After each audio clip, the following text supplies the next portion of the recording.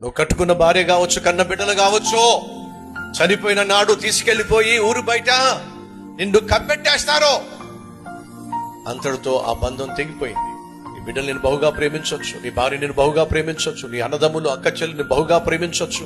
చనిపోయిన నాడు ఒకరోజు అంతకెక్కువైతే 2 రోజులు ఇంట్లో పెట్టుకుంటారు. ఆ తర్వాత నేను తీసుకెళ్లిపోయేది 30 సంవత్సరాల ఇంట్లో ఉన్నావు, 40 సంవత్సరాల ఇంట్లో ఉన్నావు, 50 సంవత్సరాల ఇంట్లో ఉన్నావు, 40 సంవత్సరాలు నీ భార్యతో కాపురం చేశావు, 30 సంవత్సరాలు 35 సంవత్సరాలు నీ బిడ్డల్ని పెంచి పెళ్లి చేసి వారికి అన్ని పంచి పెట్టావు, వాళ్ళకి ఏ లోటు లేకుండా చూసుకున్నావు, సమస్తము చేశావు. ఈ లోకయాత్ర ముగించే రోజు వచ్చినప్పుడు వీళ్ళందరూ కలిసి ఏం చేస్తారో తెలుసా? సాగనం వేస్తారు. ఎక్కడికి? ఊరు బయటికి. ఎక్కడికి? సమాధుల తోటకి. ఏం చేస్తారు? నీకేమో పెద్ద భవనాన్ని ఇస్తే వాళ్ళేమో ఒక పెట్టినిస్తారు నీకు. నా కొడుకు ఒక ఇల్లు ఉండాలి, నా కూతురుకు ఒక ఇల్లు ఉండాలి, నాకంటూ ఒక ఇల్లు ఉండాలి, ఆస్తిపాస్తులు ఉండాలి, ఎకరాల భూమి ఉండాలి. ఇవన్నీ నువ్వు ఆశించి నీ జీవితం అంతా కూడా ఖర్చు చేసి, శక్తి అంతా ఖర్చు చేసి, రెక్కలు ముక్కలు చేసుకొని వీళ్ళందరికీ పనిచేసిన తర్వాత నువ్వు పోతే వాళ్ళు ఏం చేస్తారో తెలుసా? నేను తీసుకెళ్ళి నీ కూతురు ఇంట్లో పెట్టుకుంటుందా?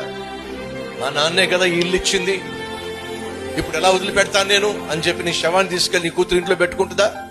మా నాన్నే కదా ఈ ఇల్లు కొనిపెట్టిందని చెప్పి నీ కొడుకు తీసుకెళ్లి ఇంట్లో పెట్టుకుంటాడా?